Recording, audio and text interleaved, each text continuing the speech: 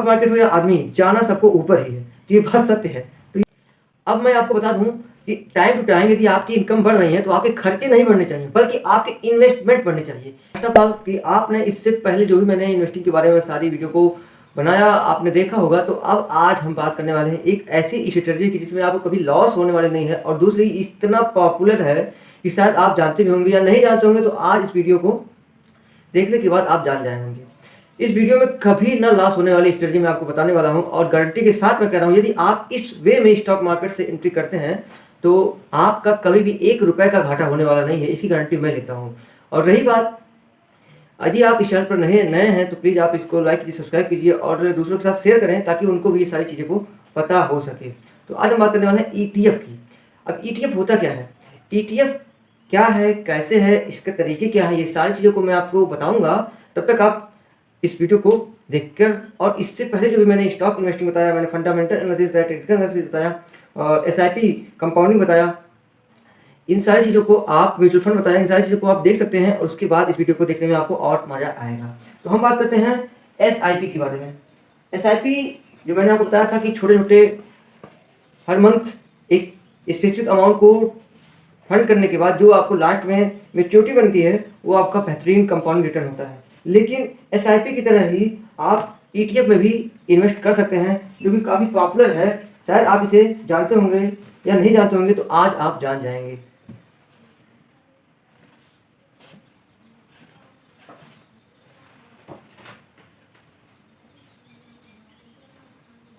Basically NSE और BSE दो साइटें दो एक्सचेंजेस हमारे मार्केट में रन करती हैं। अब ETF उन्हीं पर ट्रेड करता है। ETF एकदम स्टॉक की तरह होता है, बट ये म्यूचुअल फंड की तरह नहीं होता है। लेकिन स्टॉक की तरह होने के बावजूद भी यह हमको वो काफ़ी अच्छा रिटर्न दे सकता है। यदि आप इस स्ट्रेटजी को स्टॉक पर अप्लाई करेंगे तो शायद वहाँ आप फेल हो जाए, लेकिन यदि आप इस स्ट्रेटजी को ETF पे अप्लाई करेंगे तो आप फेल होने के चांसेस बहुत ही नगण्य हैं। तो अब हम समझते हैं वो क्या है। बेसिकली ETF कई सारी कंपनियों का एक ग्रुप होता है। अब वो ग्रुप जो है उसमें कई सारी कंपनी होती हैं। निफ्टी 50 का जैसे मान लीजिए एक ETF दिख रही है, निफ्टी बीज। निफ्टी बीज में क्या है, बीज का मतलब होता है बेंचमार्क एक्सचेंज।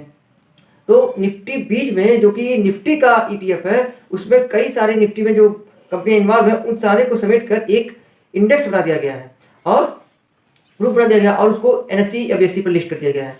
अब हम जो भी पैसा खरीदेंगे, सपोज दैट मैंने 1000-2000 पर मंथ या पर डे या फिर जिस दिन मार्केट खुली रहेगी उस दिन अगर मैंने ETF में पैसा लगाया तो हमारा पैसा उन सारी कंपनियों में लगा जिसमें ETF के अंदर जो इन्वॉल्व है।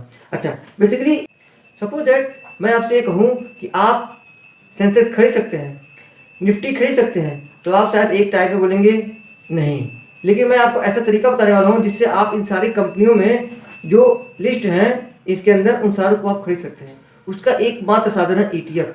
ETF में यदि आप लगातार इन्वेस्टेड रहे और रेगुलर इन्वेस्टेड रहे तो आपको रिटर्न काफ़ी बेहतरीन और सबसे अच्छा। ETF के खरीदने के क्या फ़ायदे हैं, अब मैं आपको बताऊँ। इसके एडवांटेज सबसे बेहतरीन है कि इसमें आपको डाइवर्सिफिकेशन मिलता है। मतलब आपके पैसा जो आप देते हैं, इन्वेस्ट करते हैं, वो बेसिकली यूनिक कंपनी में नहीं जाता, वो कई सारी कंपनियों में जाता है। जैसे 50 कंपनी निफ्टी बीज में लिस्ट है तो 50 कंपनी में लगेंगे। अगर उसमें बाई चांस 1-2 कंपनी फेल हो भी गए फिर भी 48 कंपनी आपको हमेशा ग्रीन में रखेंगी। और दूसरा, इसमें एक फंड मैनेजर होता है। जिस प्रकार आपको मैंने म्यूचुअल फंड के बारे में बताया था कि उसमें एक मैनेजर होता है, ठीक उसी प्रकार ETF मैनेजर भी होता है जो कि अपने योग्यता के अनुसार उसको मैनेज करता है फंड को। और दूसरा, लोवेस्ट कास्ट होता है। यदि आप म्यूचुअल फंड में जाएंगे तो आपको वहाँ पर कई सारे एक्सपेंस रेशियो, एग्जिट लोड वगैरह का चार्जेस देना पड़ता है। लेकिन ETF में ऐसा कुछ नहीं है, सेम एज ए स्टॉक की तरह होता है। जो आप एक बार खरीदेंगे, एक बार बेचेंगे, उतने पे ही आपका टैक्स वगैरह जो भी लगना होगा वो लगेगा। इसके ये सारे एडवांटेज हैं। अब हम थोड़ा बात करते हैं आदमी को इन्वेस्ट कितना करना चाहिए। दोस्तों, इस बात को आप अपने कैपेसिटी के अनुसार ऑब्जर्व कर सकते हैं। मेरा मानना है जो आपका प्रोफेशनल स्टैंडर्डाइजेशन है इन्वेस्टिंग का, आदमी की इनकम का लगभग 10% आदमी का इन्वेस्ट होना चाहिए। और वो कहाँ हो रहा है, इसके लिए आपको इस वीडियो को देखने की जरूरत है। यदि आप महीने का 10% अपने इनकम का इन्वेस्ट करते हैं तो लॉन्ग टर्म में आपका अच्छा से अच्छा रिटर्न मिल सकता है। लेकिन वो तरीके आपको समझ में आ जाने चाहिए। इन्वेस्टिंग करना अच्छी बात है, लेकिन उससे भी कई गुना अच्छी बात है कि इन्वेस्टिंग सही जगह करनी अच्छी बात है। पैसा सब कमाते हैं, पैसा राइट टाइम पे राइट मनी कमाना जरूरी है। सही समय पे यदि सही पैसा आपके पास नहीं आ रहा है तो आई थिंक आप अभी काफ़ी कोसों दूर हैं। उसको आपको बदलना होगा, अपने एनवायरनमेंट को चेंज करना पड़ेगा और आपको इस वीडियो को लाइक और कमेंट करना होगा, तभी आप कुछ नहीं कर पा रहे थे, अब आप वो समझ सीख पाएंगे ताकि जो आप करना चाहते थे। दोस्तों ये रही आपके एडवांटेज और इन्वेस्टिंग के प्रोपेगेंडा।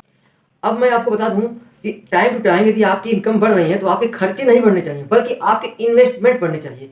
इन्वेस्टमेंट बढ़ने से क्या होगा कि आप जो है कभी भी लॉस में नहीं जाएंगे और आने वाले इन्फ्लेशन को बीट करके एक अच्छी लाइफस्टाइल को जिएंगे। दूसरी बात, अब थोड़ा मैं आपको स्ट्रेटजी पे ले चलता हूँ। वो स्ट्रेटजी क्या है? सपोज दैट यदि जिस दिन मार्केट आपका गिरा रहे उस दिन आपको इन्वेस्टिंग करना चाहिए, वो भी ईटीएफ के अंदर। यदि मार्केट जिस दिन अप रहे उस दिन मार्केट में इन्वेस्ट करने नहीं चाहिए। आपका हमेशा स्टॉक मार्केट इस up down up down up down up down चलता है। दोस्तों अप डाउन मूवमेंट में आपको केवल डाउन मूवमेंट में आपको प्ले करना है, ना कि अप मूवमेंट में। लॉन्ग टाइम में आप देखेंगे जब आप एक डाउन मूवमेंट में आप इन्वेस्ट करेंगे, अप में छोड़ दीजिए, फिर दूसरे दिन मार्केट डाउन रहा आप वहां पर ईटीएफ खरीदिए, फिर तीसरे दिन मार्केट अप रहा, चौथे दिन डाउन रहा डाउन खरीदिए। मतलब इस तरीके से यदि आप इन्वेस्टिंग करेंगे तो आपको लॉन्ग टर्म में दिखेगा कि आपने एक कर्व खींच दिया अपने इन्वेस्टिंग का, जो कि आपका ऊपर जा रहा है। एक कहावत है दोस्तों कि स्टॉक मार्केट हो या आदमी, जाना सबको ऊपर ही है। तो ये बात सत्य है, तो इस चीज़ों को आप फॉलो कीजिए। तो महीने के यदि 20 दिन होते हैं और 20 दिन में से 10 दिन यदि आपके मार्केट डाउन रही तो आप बेहिचक आप डाउन डे में अपने जो भी पार्ट आपको इन्वेस्ट करना है, जैसे महीने का आपको 10,000 इन्वेस्ट करना है, 10,000 को 20 दिन में आप मार्केट खुला रहता है, सैटरडे और संडे को बेसिकली बंद रहता है। तो 20 दिन जब मार्केट खुला रहता है तो 20 दिन में जिस दिन मार्केट या निफ्टी 50 या सेंसेक्स जिसका भी आपने इंडेक्स लेना हो, आप वहाँ पर जाइए, देखिए महीने का एक दिन का 1 मिनट में आप इन्वेस्टिंग चालू कर सकते हैं। 1 मिनट में आप जाके देख लीजिए कि कौन सा दिन आज रेड है, बस जाके अपना स्पेसिफिक अमाउंट खरीद लीजिए, डाल दीजिए, बस यही काम करते रहना है। और लास्ट टाइम देखेंगे कि आपके पास काफ़ी अच्छा स्ट्रेंथ वाला पोर्टफोलियो बन गया है और आप हमेशा प्रॉफिट में होंगे। तो ये रही ईटीएफ की कहानी। अब ईटीएफ आपको मिलेंगे कहाँ? इसके लिए आपके पास डीमेट अकाउंट होना चाहिए। डीमेट अकाउंट नहीं है तो प्लीज़ मेरे डिस्क्रिप्शन बॉक्स में जाकर लिंक दिया गया है ग्रो और अप स्टॉक का, वहाँ से आप उसको डाउनलोड कीजिए। उसके बाद आपको अच्छे खासे रेफर एंड अर्न का ऑप्शन मिल जाएगा, बोनस मिल रहेंगे, आपको एक्स्ट्रा कैशबैक मिल जाएगा। और वहाँ पर जाके आप ग्रो या म्यूचुअल फंड ग्रो में जाएंगे तो वहाँ पर स्टॉक में आप सर्च करेंगे निफ्टी 20 या निफ्टी ईटीएफ या अदर ईटीएफ, किसी प्रकार के ईटीएफ आप जाएंगे वहाँ पर सर्च कीजिए। उसके बाद ये सारी स्ट्रेटजी को आप वहाँ पर अप्लाई कर सकते हैं। दोस्तों ये वीडियो कैसे लगी प्लीज़ आप मुझे लाइक कमेंट और शेयर करके बताएं और दूसरों तक ये वीडियो पहुँचाना ना भूलें, क्योंकि मेरा मानना है कि यदि ज्ञान है तो दूसरों के तक पहुँचे वो बेहतर है। ज्ञान रखने से कम हो जाता है और बांटने से बढ़ जाता है। थैंक यू सो मच, मिलेंगे नेक्स्ट वीडियो में। हाँ, अभी तक मैंने आपको 4 चीज़ें बताया। पहला stock investing, SIP method, mutual fund, fundamental और आज रही बात ईटीएफ की। 5 चीज़ कंप्लीट हो गई। 5 चीज़ों को आप जान के देख लीजिए, समझ लीजिए, सीख लीजिए, क्योंकि पता नहीं कौन सा वीडियो आपको लाइफ में कुछ करने के लिए मोटिवेट कर दे। Thank you so much, educate कर दे। थैंक यू सो मच, मिलेंगे नेक्स्ट वीडियो में। तब तक के लिए आप लाइक ठोक दीजिए।